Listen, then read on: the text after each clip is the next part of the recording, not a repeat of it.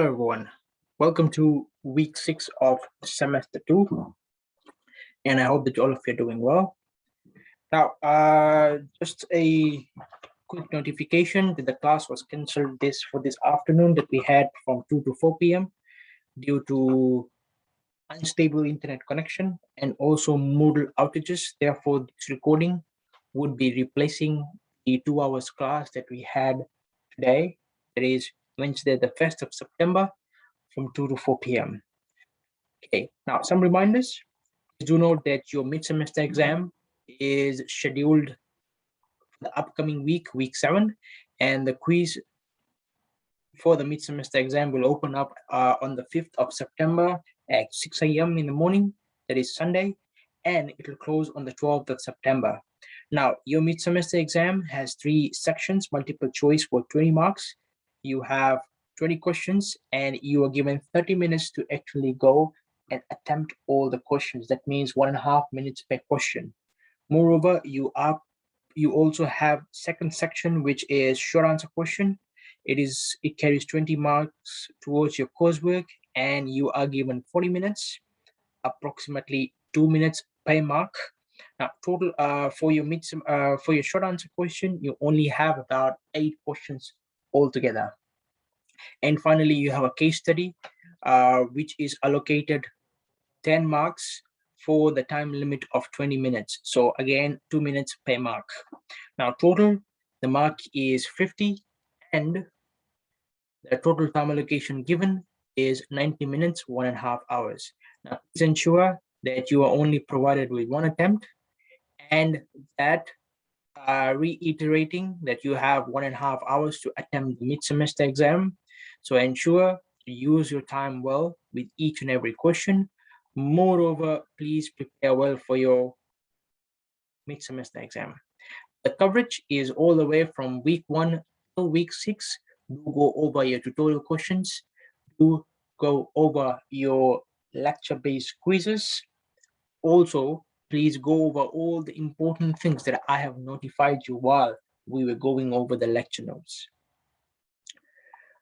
Now, for week 6, we have the following to-do lists. So first of all, again, I'd like to welcome you to week 6 of the semester. So you are to attend your Zoom-based lecture class, which is this particular recording. Moreover, once we are finished with the class, you may go over and attempt your week 5 lecture-based quiz. After that, we have a tutorial class, which will be on Friday, 2 to 4 p.m. And please ensure your tutorial questions you are to submit in the tutorial discussion forum provided in the week 6 section of the Moodle show. And I hope that you've already submitted your critic writing, which is due today. So please do so if you haven't, and continue preparation for your mid-semester exam, which is scheduled for week 7. Now, also note that in next week's class, we will not be having our normal lecture and tutorial class, but instead I will be conducting revisions. So what I'll be doing is I will be providing you with some sample questions all the way from lecture 1 till lecture 6. So with those sample questions, you'll have to answer it yourselves, by the way. So you'll have to answer the revision questions yourself, and then use those questions as a guide towards your mid-semester exam. Now, further onwards, if you have any questions, queries, feel free to drop me an email on morning.gounder@fnur.ac.fj, or you can always drop me a message through Moodle. Those of you who have been sending me emails in regards to your queries, sometimes there were some errors in the quiz-based questions. Sometimes there were Moodle-based issues, Moodle outages here and there. If you have sent me an email, I have definitely replied to all your emails, but just in case if I haven't corresponded and your issue is not resolved, please do send me an email again. When I do not correspond to your emails, that means I didn't receive the email at the very first place. Okay. Now, moving on. For this week, we have our lecture 5. Now, in lecture 5, what we are going to do is we will look at some of the very basics of MIS infrastructure. Generally, when we look at MIS infrastructure, the word infrastructure means like blocks of building, Okay, when we say blocks of building or building block, it's just like what all things makes up and makes up a management information system. So that's like infrastructure. So when you look at, let's look at a very common example. When you go to Nani town or when you go to Lotoka town, if you want to see what the infrastructure is, the buildings are the infrastructure. Likewise, over here with MIS, we have few things that actually makes up the management information system infrastructure. So we'll be looking at that. Now, we are looking at infrastructures, sustainable technologies. When you talk about sustainable, something that is able to maintain a certain level of standard, something that is driven for future sustainability. Section 5.1, MIS infrastructure. The business benefits of a solid MIS infrastructure. We'll be looking at that. We'll be also looking at supporting operations, MIS infrastructure, which is information-based, supporting change, agile MIS infrastructure. That's section 5.1. Section 5.2, what we'll be looking at is we will be looking at building sustainable MIS infrastructures. Now, sustainable, something that, like I mentioned, something that is driven towards the future.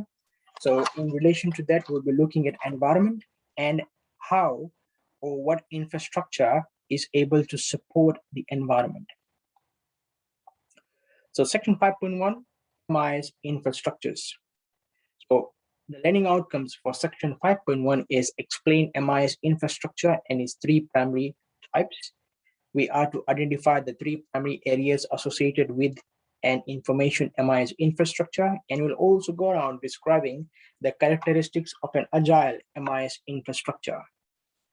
Now, MIS infrastructure includes the plans of how a firm will build, deploy, use, and share its data, processes, and MIS assets. So these are the things that make up the MIS infrastructure. You have hardware. Hardware are all the tangible items within the organization. For example, your computer screen, the system unit, the mouse, the keyboard, the servers, okay, the networking cables. These are all the hardware components. Software, these are all intangible components, something that you cannot touch, feel, or something that you can see. Okay, actually you can see the software, but not literally in the means of seeing it physically. You can see it through the use of a hardware. Okay, but overall we do describe software as something that is intangible. Now, software, these are the programs, or these are step-by-step processes that allow you to achieve a certain goal. For example, Microsoft Word, that's a software. So Microsoft Word allows you to actually go around and it makes you create documents. Or if you are willing to make tables, so you end up making tables. You can make charts. You can do minor editing to your pictures as well. You can do mail merging and so forth. Now, network, generally when you talk about the network, this is about how you link one hardware to the other within an organization. For example, when I have two computers and I would like to share data between those two computers, so I end up making a network. So if I have a server and the server has all the information about the organization, and associated with the server, I have close to about 50 PCs. Okay, so if I want to ensure that the PCs are able to attain data or the PCs are managed by the server, so they need to be networked. A very common example, another very common example is in our labs that we have in our different FNU-based campuses. So you have a lab with a number of PCs, let's say 30 PCs. So you'll see all these PCs are connected to a blue cable that we call it as a network cable. And these network cable go and attach to a switch somewhere in the corner of a room or the lab. So normally if you look at Namaka campus, so right on probably somewhere in the corner, you have a rack. So in that rack, there's a switch where all the cables are connected.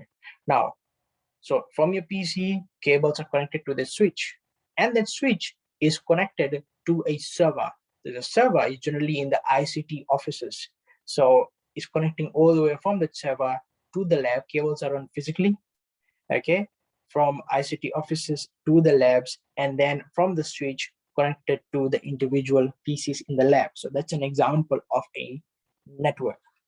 Now, from a network, we have two more terms coming in. We have something called as a client and something as a server. So first of all, let's talk about server and then the client. So server is basically a big computer system. When I say big, when you talk about specification-wise, is bigger. That means hard drive probably about 50 to 100 TB, not GB, but TB. When you talk about RAM, okay, so the RAM size may be close to about 10 by 7, okay, 10 by 7 GB RAMs. Okay, so the entire specification is quite larger than a normal PC. So the purpose of the server is to provide services to PCs or provide services to all the devices which are connected to the server. So the devices which are connected to the server, they are called clients. So what happens is generally the clients requests for resources and the server responds. So that's how they actually work. So with the use of hardware and software and networking, you generally have a server. And the server's purpose is to basically respond to requests. And who basically gives out the request is a client. A client may be an individual PC, it may be a mobile phone, anything that is connected to a network.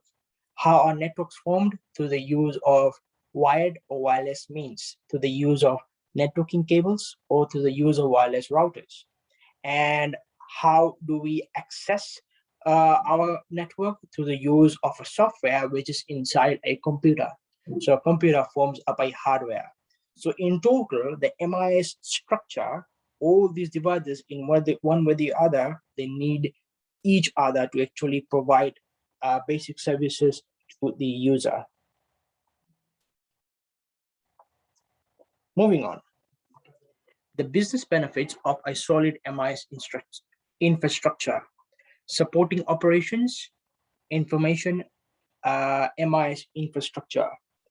So when we talk about information MIS infrastructure, okay, it identifies where and how important information such as customer records is maintained and secured. Let me repeat that. Information MIS structure, it identifies where and how important information such as customer records is monitored and secured.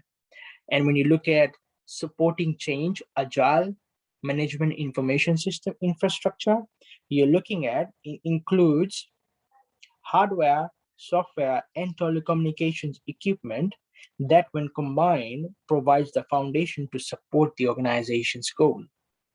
Supporting the environment, sustainable MIS infrastructure identifies ways that a company can grow in terms of computing resources while simultaneously becoming less dependent on hardware and energy consumption.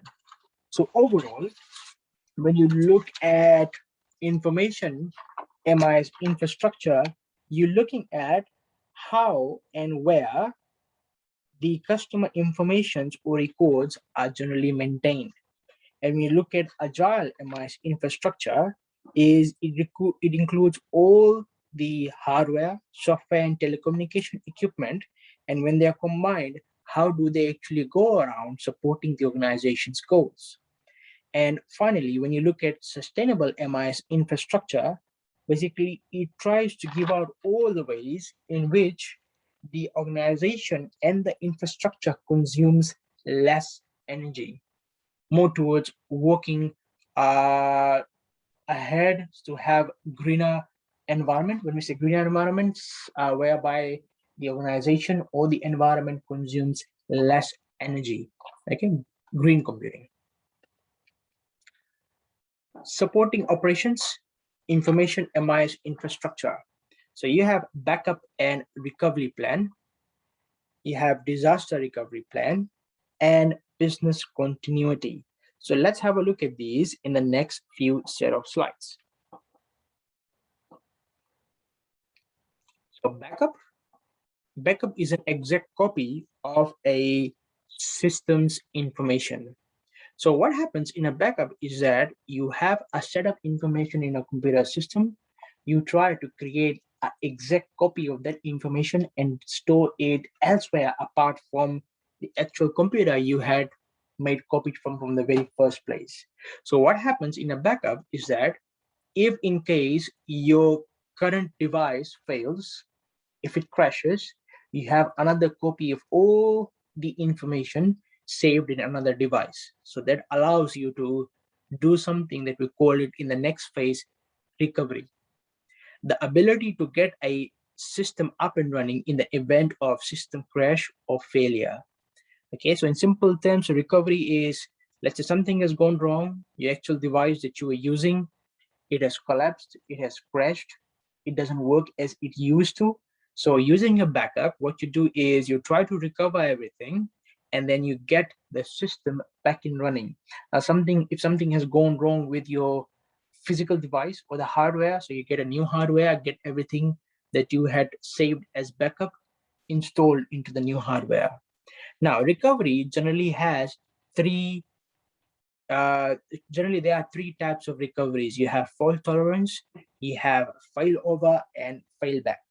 So generally, when you look at fault tolerance, it is where the system has the ability to respond to unexpected failures or system crashes as a backup system immediately and automatically takes over with no loss of the service.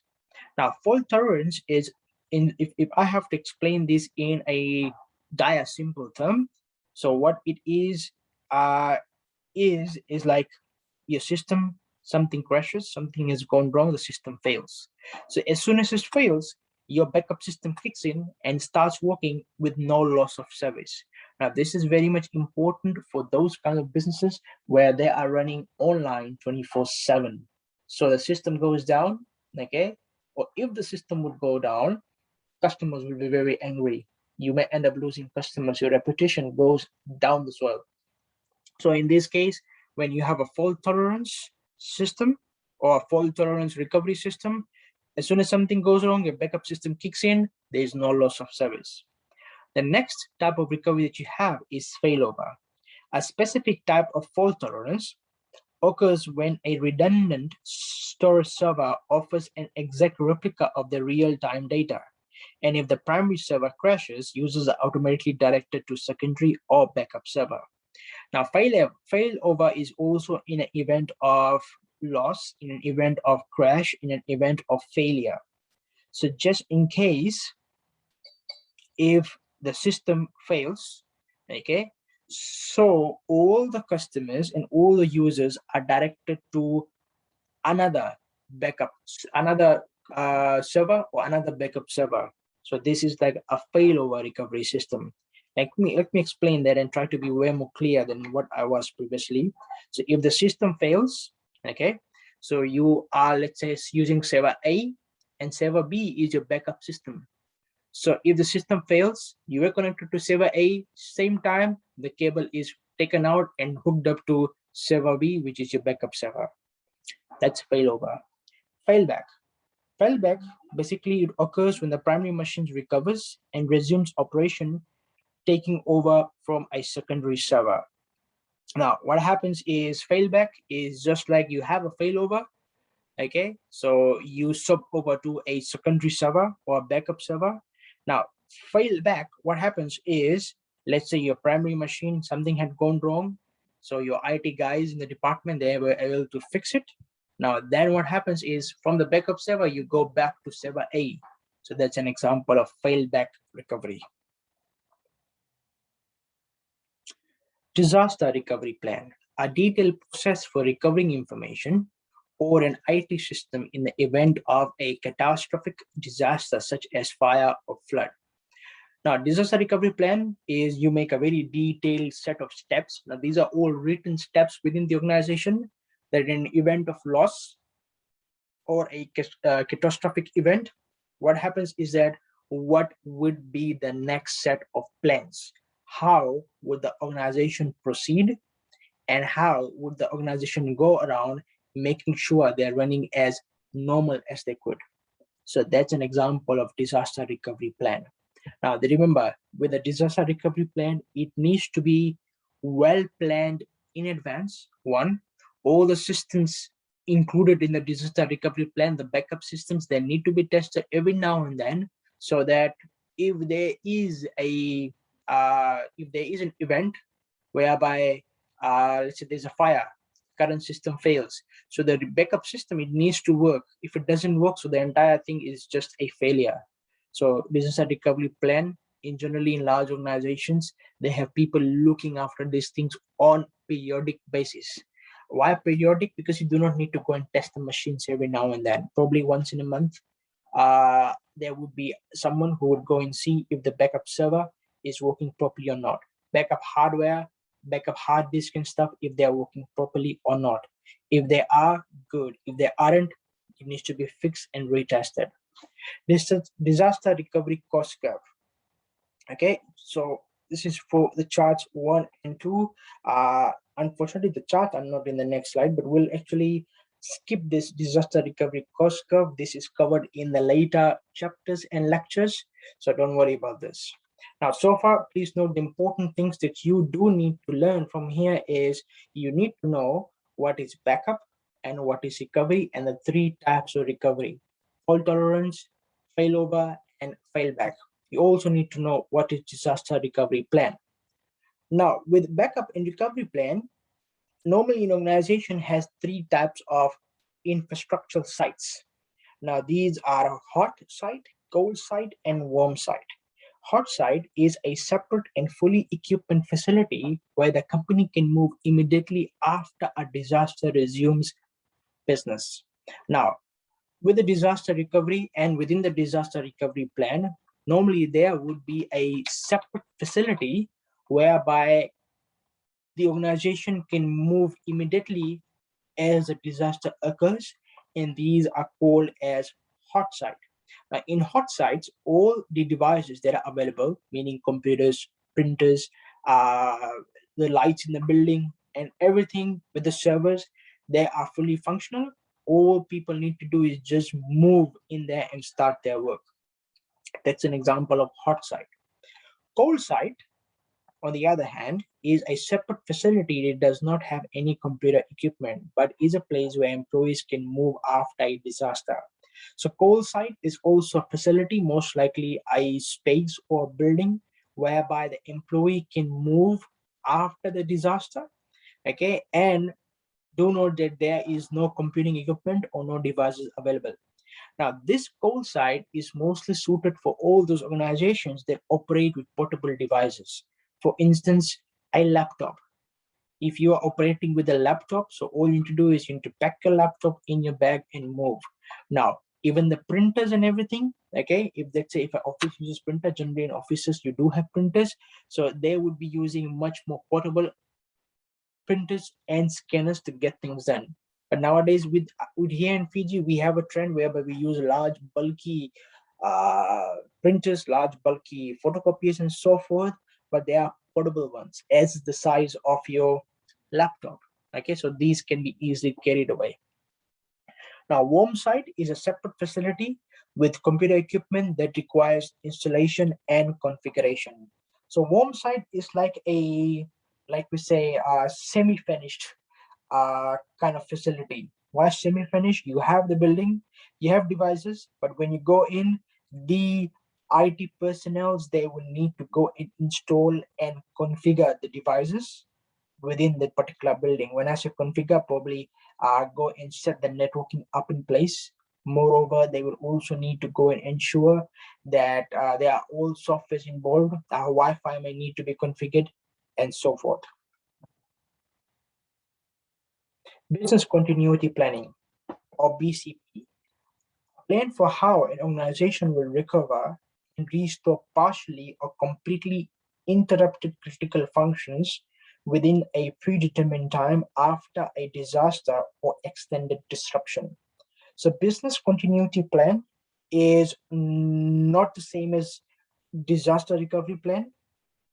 What happens is with the disaster recovery plan, okay, if you go and have a look at the definition, okay, is a detailed process for recovering information or an IT system. Okay, over here, it is also in an event of failure, but for business continuity plan is moving the entire business together and for how an organization will recover and restore partially or completely interrupted critical functions with a predetermined time after a disaster or extended disruption. Again, BCP needs to be well documented and it needs to be well trialed and errored to ensure that all the requirements are met. Now, what happens is that with business continuity plan, is just like what we had during the COVID situations. Okay, for example, if you look at FNU's way of continuing was we used to have face-to-face classes, so our business continuity plan was to ensure that things are running in normal operation. We went around doing everything online. Staff started working at home but provided the same or similar service as it used to while the university was operating on campus basis.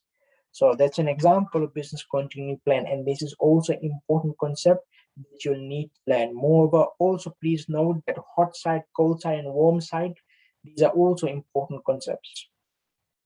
Now, business continuity plan. So these are some of the things. So with technology recovery strategies, what are things that the business would do to ensure that their technology recovers, and what are the strategies involved? So you also need to ensure that your hardware is recovered as well. So what strategies will be used for the servers, computers, wireless devices, and so forth. And then you have software. So the applications that you'll be using are email, payroll, and instant messaging, and how the organization will ensure that these softwares are well detailed in the business continuity plan. You have your data center. Data center is generally a small facility where all the server and the computing systems are actually maintained and kept. So climate control, power supply, and security, how will the business continuity plan cater for these things as well? Networking generally comes in two terms, whether you have wired or wireless. So wireless, LAN fiber or cable, these cater for wired cabling or wired networking. So how the business continuity plan will ensure that networking is also intact for normal business operations. So the business continuity plan needs to include some of these. Now, if you very well notice, these things are very much similar to AMI's infrastructure. Okay, remember we just at the very beginning, the very first slide, we went over hardware, software. You had client, server, and another one that you had was what? Let's have a look at this. Network. Okay, so these are some of the things that are covered in the business continuity plan. Now, business impact analysis identifies all critical business functions and effect that a specific disaster may have upon them. So business impact analysis is what it does. The organization documents all the critical business functions. Critical business functions are those without which the organization may not be able to produce the goods and services they actually produce. Okay, so it lists down all the critical business functions and the effect that would occur on them if there is a disaster. So you are just putting out all the impact that it would cause on the business and its critical operations. Technology failure, this is pretty simple, occurs when the ability of a company to operate is impaired because of hardware, software, or data outage. So that means the technology, hardware, software, data, network, client, server. Okay, if there is something wrong with them, if the service is disrupted because of these devices, so we call it as a technology failure. Incident, this is a normal English term, but then we try to relate it to IT based. Unplanned interruption of service. Okay, remember, incident is not planned. When it is planned, it is not an incident. Okay, it is called an event. More likely here, it is incident. Why? Because it is unplanned. Incident management is how would you go around handling these unplanned interruption of services. Supporting change, agile management information system infrastructure. Now, remember with agile information system infrastructure, what we read in slide 1 and the explanation that I gave was that it includes all the hardware, it includes all the software and telecommunications equipment that, when combined, provide the basic foundation to support an organization. So what things are involved to support the organization? You have accessibility, you have availability, you have maintainability, portability, reliability, scalability, and usability. Now, to ensure very well that uh, you have things or you have processes which support the organization, we have these characteristics. Let's go and look at them. So when you look at accessibility, it refers to the varying levels that define what a user can access, view, or perform when operating a system. So accessibility, that means you are able to have access, you're able to give access to someone. The, the meaning of the word access is permission. Okay. So you have web accessibility, allows people with disabilities to use the web. So this is web accessibility. Normally it refers to those with disabilities, mostly in terms of people who are blind. So how would they go around using the web? So what are the support services that you provide to these individuals? Administrator access. Now, administrator access generally means any type of access that a system could have is given to that particular person. So it's unrestricted. That means it's not restricted access to the entire system. That means when you have an administrator access to a organization's IT system, you can do all the possibilities of things that you can do with a computer system. Okay, so that's administrator access. Up next is availability. When you talk about availability, you're talking about something that is available, something that is that does not need, something that does not cause any form of disruption or delay in something. Okay, so it's availability. Time frames when the system is operational. When we say unavailable, that means the system is not operational. Highly availability, which means when the system is continuously operation all the time. That means the system does not go off, something that is 24/7, 365 days a year. Maintainability. When we talk about maintainability, we're talking about how quickly a system can transform to support environmental changes. A very good example when I talk about maintainability is if something has gone wrong, how easily are you able to maintain it? If there is something that is lagging, when we talk about lagging is delaying, if something is delaying, so how quickly are you able to maintain the system so that it avoids lagging? Organizations must watch today's business as well as tomorrow's when designing and building systems. Systems must be flexible enough to meet all types of business changes. Now, with the current MIS systems, every year or every now and then, technology just keeps on blooming. With that blooming nature of technology, how well are you able to update and maintain your system? So that's what caters in the maintainability characteristics of supporting an information system. Portability, portability in plain English terms, how easy it is to move around with. So the ability of an application to operate on different devices or software platforms is called portability. Reliability, okay. When you talk about reliability, the common terms that should come up in your mind is accuracy and something that is very concrete or something that is very, very current and correct. So reliability rather ensures a system is functioning correctly and providing accurate information. Reliability is another term for accuracy when discussing the correctness of systems within the context of efficiency IT metrics. Vulnerability are systems weakness that can be exploited by a threat. The word vulnerability means something that is opposite to reliability, not reliable. When something is not reliable, that means it has some sort of weakness. Okay, and generally when you talk about a IT system and vulnerability associated with it, you're talking about giving a way for a new threat to enter. So the threat may be in terms of viruses, the threat may be in terms of hackers. Scalability, how well a system can scale up, adapt to the increased demands of growth. So scalability, generally, if I have to explain in simple terms, when let's say I'm creating a website. So currently the website that I have created, it is able to support 100 users at a point in time. Now, as my website would go in, I will push in with marketing, I will push it in with search engine optimization and so forth. And I know my website will do well over the period of time. And there will come a time when instead of having just 100, I'll have 1,000 users at one point in time. So with that number of 1,000 users, will my website work at the same speed? Will my website be able to efficiently deliver the quality of service that it was with 100 users? So at that time is called scalability. So if the system is able to scale up, or is the system able to meet and adapt the increased demands of the growth?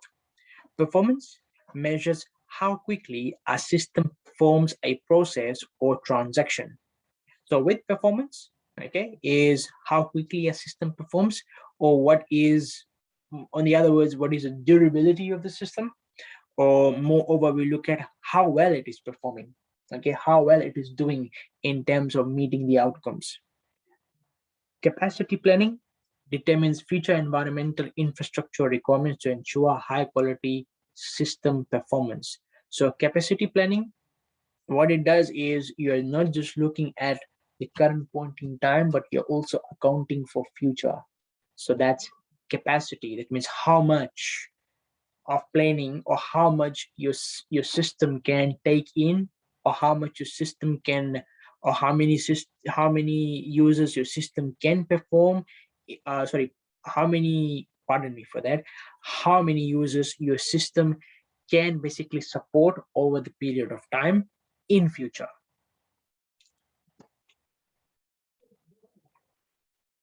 Usability, the degree to which our system is easy to learn and efficient and satisfying to use. The term usability generally means how easy is something to use, how easy is something to support. Okay, so in a systems point of view, when we say usability, is we're talking about something, how easy it is to use. So if I create a mobile application, let's say, and I want to ensure that the mobile system is working well, how easy it is for the users to use the mobile system. That is something that we call it as usability. Serviceability, how quickly a third party can change a system to ensure it meets user needs and the terms of any contracts, including agreed levels of reliability, maintainability, or availability. So serviceability is just like you providing a form of support. Okay, so it's more likely you are providing support, but how quickly, how efficiently is your support that is provided? Is it reliable? Is it maintainable? Is it available all the time? So that's serviceability. Section 5.2. Now we jump into the next section. Now these characteristics, they are important. Okay, please know in general what do they mean. Do know what accessibility means in relation to IT. What does availability means? What does maintainability means? What does portability, reliability, scalability, and usability? What do these things actually mean, and how do they relate to agile management information system infrastructure? By the way, this term agile means quick. Okay, agile, something is agile, agilability, how quick something is. Okay, so we are looking at agile, quick information system infrastructure, and the characteristics are as such. Now, section 5.2. In section 5.2, we're looking at building sustainable MIS infrastructures.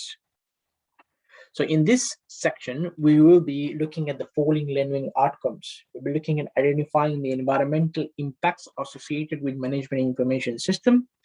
Moreover, we explain the three components of a sustainable MIS infrastructures.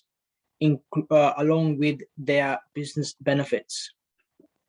First of all, we'll be looking at Moore's law. Now, Moore's law, we did actually have a look at this law right at the very beginning, the first set of lecture slides. So Murray, what his laws indicated is generally how fast and how quick technology will take over uh, the business environment. Okay, so refers to the computer chip performance by a dollar doubles every 18 months. So what Moore's laws says that the technology would increase. Now, what the computer chip is the processor, the microprocessor chip. This is the brain of the computer. So it says the brain of the computer, the microprocessor chip, will double in every 1.5 years, 18 months. I think even at this rate that we're looking at, it's doubling or it's tripling with less than a year. Okay, so his law was very much correct, and this is him predicting this way back when we were running on Windows 96 or so forth. Okay, so that's his law, which is very much true. Now, actually, we are producing more microprocessor chips compared to what we used to before. Now, sustainable, or like I mentioned, green MIS, when we say green, it's more like you consider the environment. So if you if you use computer system that emits a lot of radiation, which emits a lot of smoke. Now, you do realize that there are some computer systems which give a certain amount of smoke which are not visible to our eyes. Okay, so these things, they come under sustainable or green MIS.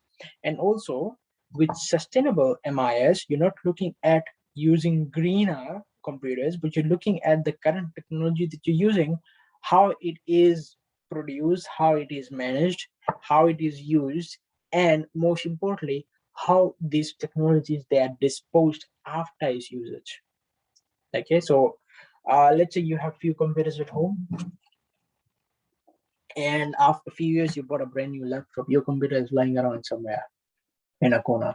So how would you dispose it? Will you throw it away? You should realize that these things, they do not decay.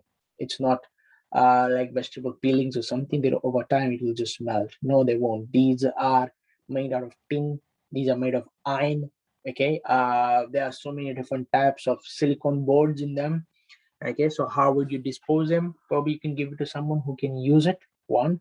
Or what you can do is you can give it to the recycling companies, or you can give it to some computing companies who will end up reusing these items in one way or the other, rather than you throwing it away somewhere. Now, corporate social responsibility. Now, corporate social responsibility, companies acknowledge responsibility to society. For example, some companies would go and clean. I know FNU, what they do is, I think one of the colleges, what they do is they go around doing cleaning campaigns. This is for the Department of Environment. They do that. We have our Department of Computing. What they do is basically we try to have student engagement programs, whereby with engagement programs, we provide attachments to students, and moreover we have some scholarships and all those stuff. So this is our way of giving back to the society. Now, moreover, with the now those are not the examples that I gave for community department. These are not actually social kind of responsibilities, but one good example is our department actually goes around making the high school computing textbooks. We also go around networking and cabling computer labs in schools for free. So these things are such. Moreover, we go around and help those organizations, non-profit organizations, in making websites and so forth. So these are some of the corporate social responsibilities that companies undertake to give back to the society. Three primary side effects of businesses' expanded use of technology. So technology is good. Okay, good in terms it makes your work easier, it makes you work faster, makes the company make more revenue, and produce more goods and services. But with it comes some certain disadvantages, and we normally label them as side effects. So increase electronic waste. That means we have more electronic waste. Electronic waste is, like I mentioned, your devices. Where do you dispose them? Increase energy consumption. I hope you do know that, if you have a desktop PC, if you leave it on for 24 hours, it consumes 100 watts of electricity per day. Desktop PC with your monitor, system unit switched on, mouse, keyboard. Remember, a keyboard also takes in some form of electricity because of the light indicators. Your mouse also has a light indicator, okay, right at the very right at the bottom. Okay, moreover, if your mouse has fancy lights all around on the top portion as well, so that also takes in certain energy. Your monitor screens, if you have a scanner connected, so that also, and likewise for your system unit. So if you leave it on 24 hours, let's say 6 a.m. to next morning 6 a.m., it consumes 100 watts of energy. Now 100 watts, if you look at here at Fiji's rate, that's like $37 worth of electricity. Yeah, I think so. It's $37 per unit. Okay, so yeah. So if it's 37 cents per unit times 100 gives you $37 worth of electricity. So increase energy consumption. And if you are somewhere in the industrial area, so the rate is different. I'm not exactly sure what is the rate for business unit. What is the business unit rate of electricity that EFL currently charges, but it's way more than residential. So you multiply by 100, so that is the amount of electricity your device may consume per day. Now, increase carbon emissions. Now, this is something that we don't see. This is something that you don't feel at times. But yes, even smallest devices such as your mobile phone give in a certain amount of carbon emission. And especially with the mobile phones, you have a lot of sensors in mobile phones. You have a Wi-Fi sensor, you have an accelerometer, you have a barometer, you have a proximity sensor. If you're using some of these Samsung S series mobile phone, let's say S20, S21, it has goes about 20 plus sensors within that small device. So each and every device emits out certain amount of radiation, which causes harmful effects to the environment and also to your body. So there's an effect, or these are some of the effects of technology. Increase electronic waste. E-waste refers to discarded, obsolete, or broken electronic devices. Sustainable MIS disposal refers to the safest disposal of MIS assets at the end of their life cycle. Now, e-waste, we've already discussed that. Now, sustainable MIS disposal, that means you try to find one of the safest means to dispose your IT asset or to dispose your technology. And one of the best ways of doing it is by these signs. Now, these signs, what do they mean? They mean that you are recycling them. Energy consumption. The amount of energy consumed by business processes and systems. Huge increases in technology use have greatly amplified energy consumption. Like energy consumption consumed by a computer is estimated to produce as much as 10% of the amount of carbon dioxide produced by an automobile. Now, this is interesting and this is dangerous at the same time. Why? Because if you're using a computer, so it gives you at least 10% of the carbon dioxide which is produced by small car. Something to think about. So how affectionate is your mobile phone device, or how close are you to your mobile phone device during a day? How many hours you spend on it? So you are taking in that amount of carbon dioxide, it also certain amount of radiation as well. Now you must realize that with the growth of technology, there are also growth of diseases as well. uh, Cancer, there are certain form of illnesses, there are certain form of skin diseases, there are certain form of uh, our immune system dysfunctionality because of these devices. Why? Because we tend to overuse them. For instance, if I say I wake up 5:30 in the morning, and from 5:30 a.m. in the morning till 5:30 p.m. in the evening, I would sit in front of a computer and take breaks. Like say after every 1 or 2 hours, I would take a 10-minute break. Don't you feel that I am probably overusing the computer system? Well, probably yes. I know. If you would ask me, I would say yes. That's extremely overusing it for about 12 hours or so. But that's how the work is done. Without it, you won't be able to do it. So you have to find means to ensure that these kind of things do not take a toll on your health. For example, if it releases carbon dioxide, how do you counter it? So what or which object actually takes in carbon dioxide and gives you something healthier? Plants? Yeah, have plants in your offices. Have plants somewhere nearby you so that they're taking more carbon dioxide. They're taking the carbon dioxide and actually release more oxygen because plants need carbon dioxide, remember? And we need oxygen. So try to find a counter for this. Take adequate breaks. Do not just stay with your mobile devices full on 24/7. Some people have the habit that they cannot live with their mobile phone. They will be watching videos, social media, and so forth. Cut it down. Your health is not important. Your health is more important rather than the mobile phone. Your mobile phone is not as important as your health. Okay, so cut it down, have adequate breaks, have certain times to use certain things on your mobile phone. Remember, the actual purpose of a mobile phone was for calling and for messaging probably. It became more and more convergent over the period of time to make things easier, make things cheaper for you, but do not do not strain your physical health because of it. Now, carbon emissions, carbon dioxide, and carbon monoxide rather, produced by business processes and systems. When left on continuously, a single desktop computer and monitor can consume at least 100 watts of power per hour. Okay, now this is something similar to what I said. Okay, over here you're talking about a single desktop computer and monitor. Now I did mention that for a day for 24 hours. Now it says here for an hour. Now the difference could be is this. Now I'm not saying I am fully correct, and I'm also not saying that I am wrong. Why? Because according to research, with the current technology, because our current computer screens are LED screens, our computer devices, the system unit is becoming slower, and it consumes less electricity compared to the old versions.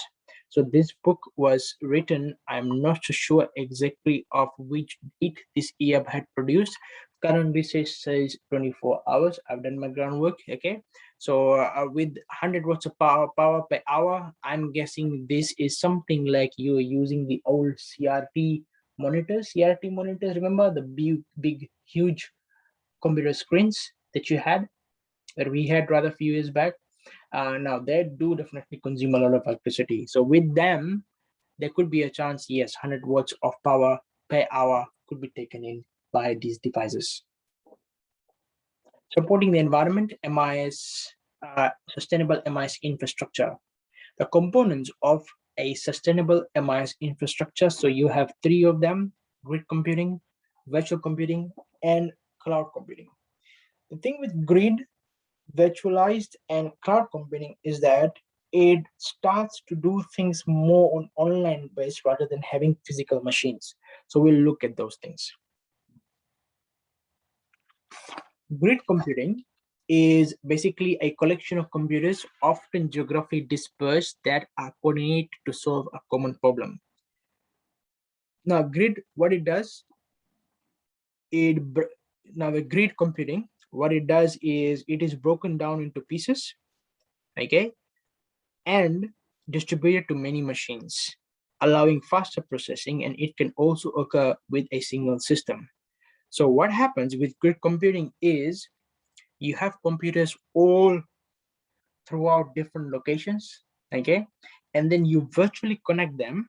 Now, how do we virtually connect them? Through the use of internet.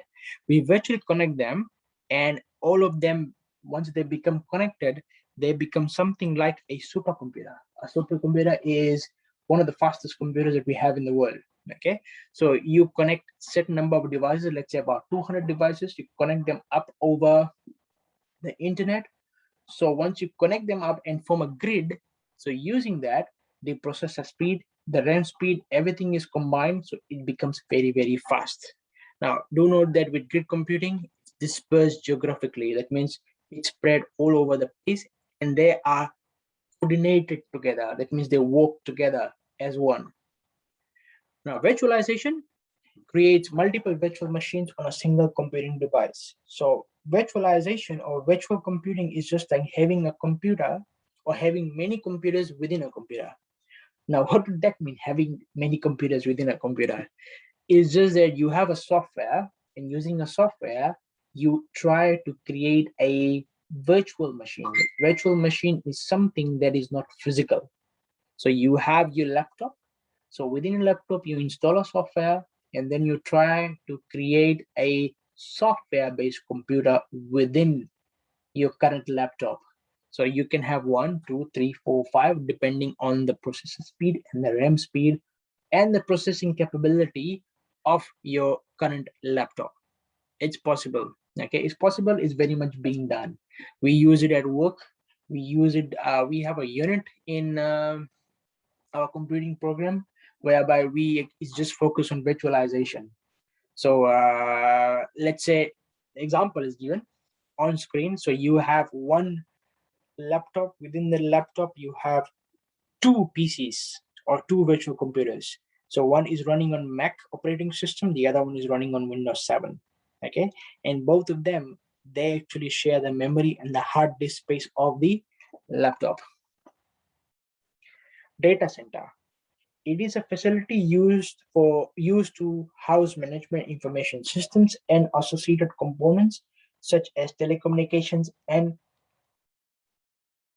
storage systems. Sustainable data centers reduce carbon emissions, reduce required floor space, use geographic location.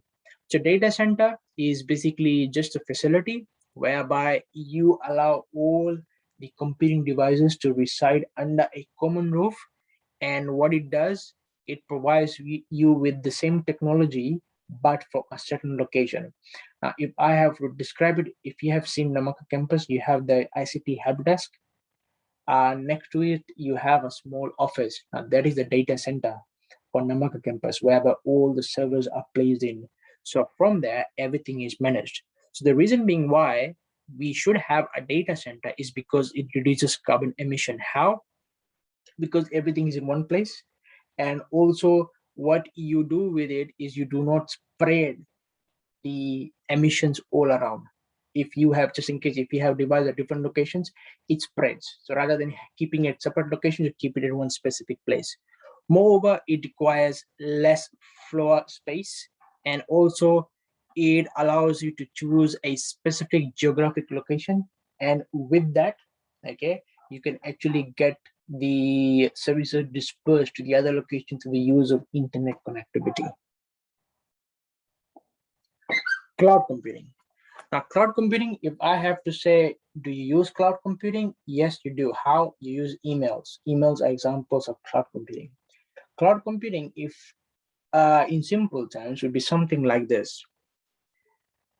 Let's say using Google Drive. Okay, Google Drive is what? It is an online platform where you can store data.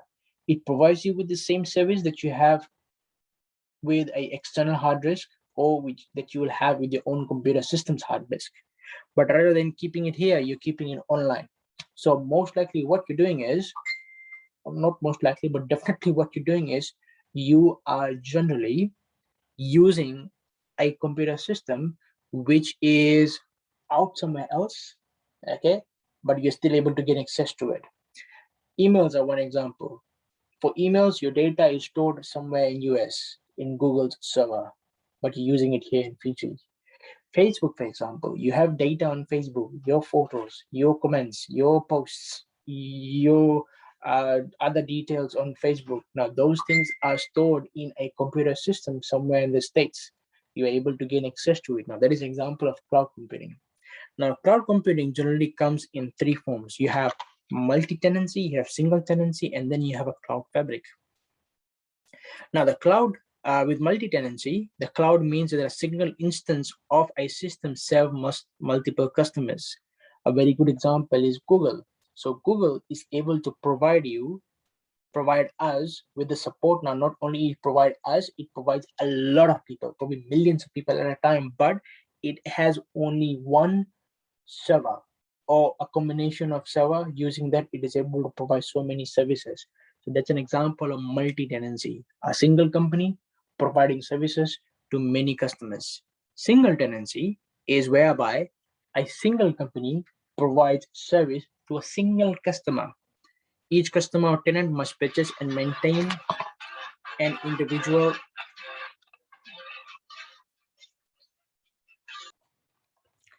With single tenancy, each customer or tenant must purchase and maintain an individual system. Now, this is where what happens, a single company provides services, cloud-based services to a single customer. Cloud Fabric, on the other hand, is the software that makes possible the benefits of cloud computing, such as multi-tenancy. So Cloud Fabric is basically just a software that allows services of a multi-tenancy cloud service. Now, cloud service is very much efficient. One, also is way more cheaper. Why way more cheaper? Just in case, just imagine this: how much would a 15 terabyte? Okay, 15 terabytes too much. Let's say 1 terabyte of hard disk cost, 100 something, or probably 200 something, depends on the brand that you're purchasing. And also do note that over a period of time, it has a tendency to go bad over the period of time. Now, with a cloud service, probably close to about $50 a year, you can $50 a year, or probably way more less than that. And for a longer period of time, you can have 1 TB of storage space on Google Drive. And that is for lifetime, and also it may not go bad. Okay, so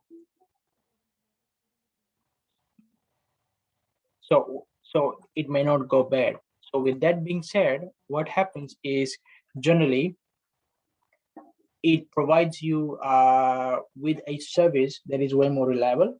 One, also the longevity, that means how long it will be with you, is also very much possible. And do note that moreover, you have additional security services provided with it, and you have free support provided with the cloud services. However, the only problem with cloud services is that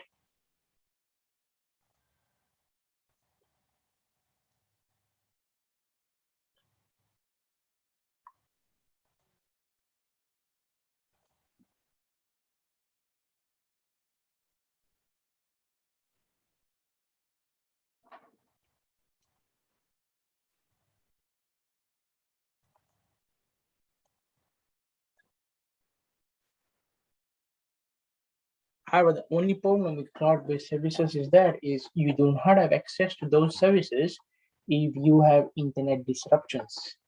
And also, there is somewhat sort of a argument.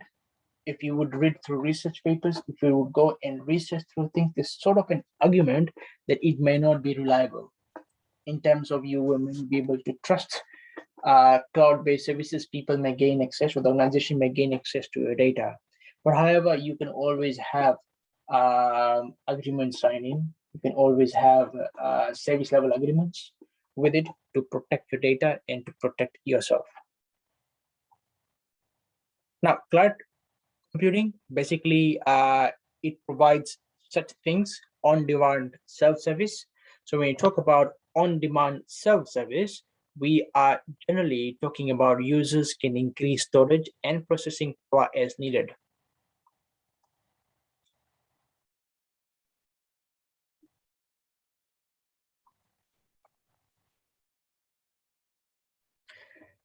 Broad network access, all devices can access data and applications. Multi-tenancy, customers share pooled computing resources. When you talk about pooled computing resources, it's just like the infrastructure has many services and it's just stored there, so the customers can always go and use it. Just like you have the concept of carpooling. So in one car, you can have many other people sitting together and you go and reach a service specific destination rather. Likewise over here, multi-tenancy. So there is a infrastructure. Let's say Google provides you with a cloud service. So multiple resources are placed in so people can use it, share and use it. Rapid elasticity. With it, what it simply means is that you have better storage, network bandwidth, and computing capacity, and it can be increased or decreased immediately, allowing for optimal scalability. Now, this is another advantage of cloud-based services. Generally, the cloud-based service organizations, these are not small companies. So if I have named some big companies, so you have Google, you have Amazon, they provide Amazon Web Services, so they provide you with those cloud-based services. Now these companies, their services are very scalable. That means if the number of users either increase or decrease, their standard and their quality normally maintains the same. So repeat elasticity. Managed service, client can monitor and measure transactions and use of resources. So it allows you to monitor the use of possible dashboards, and you can always go and check and see with this monitoring system, okay, as to what all resources you're using, how you're using, when you're using, how much you're using, what all resources which are available you're not using. You can also do that. Now, with cloud services, it normally comes in three types of services. You have IaaS, infrastructure as a service. You have SaaS, software as a service, and then you have PaaS, platform as a service. When you talk about infrastructure, generally it talks about the hardware and the networking equipment on a pay-per-use basis. Example, Amazon, electronic commerce too. When you talk about software, so with infrastructure, generally it provides you with the hardware capabilities. And with software, it provides you with the software capabilities. Okay, now pay-per-use basis is just like the amount that you use, you have to pay for it. Example is Salesforce.com. Now this is an accounting system. And platform as a service offers hardware, networking, and applications on a pay-per-use basis. Example, Google Application Engine. So platform, it generally talks about what form of applications are on HANA. When you talk about platform, the most simple thing that I could tell you about platform is like Windows-based platform. Okay, you have Unix, you have Apple-based platforms. So with the platform, so you pay for the service and then you use it accordingly. Now, cloud computing. Okay, we have private cloud computing, public cloud, hybrid cloud, and community cloud. Now remember, we have defined cloud computing. This is an important concept.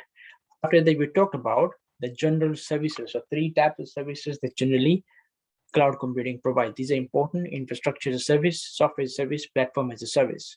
And then we talk about the four types of cloud computing. So you have single tenancy with private cloud, on-premise, one organization, example, bank, government, and organization.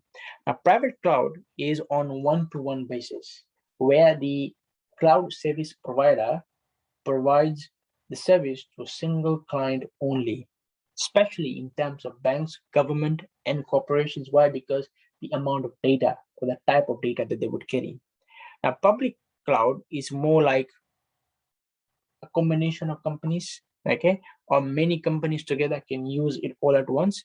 So here it is a multi-tendency, one to many, and then off-premise, several organizations, example, Amazon, electronic commerce, Windows Azure, and so forth. Now, hybrid is a mixture of private and cloud. So that means it provides, this hybrid cloud system will provide both single and multiple tendencies.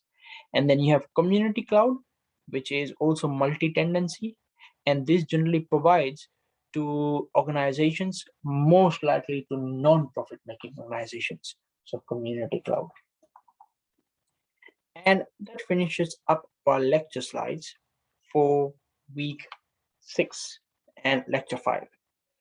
So thank you very much, everyone. Those of you who would be viewing this recording, those of you who have already attempted your tutorial form. I've seen some of you already attempted before even me discussing the lecture notes. Thank you for your attempts. I appreciate your efforts.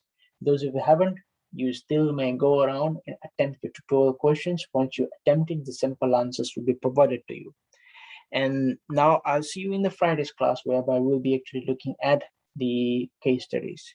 So till then, take care, stay safe, everyone. Please also start revising for your exams. Mr. exam, please ensure to cover up all the aspects of the lectures, tutorials, and your lecture-based quiz. More on it will be discussed in next week's classes, where I will be giving you sample revision questions. Till then, Pinaka, thank you very much.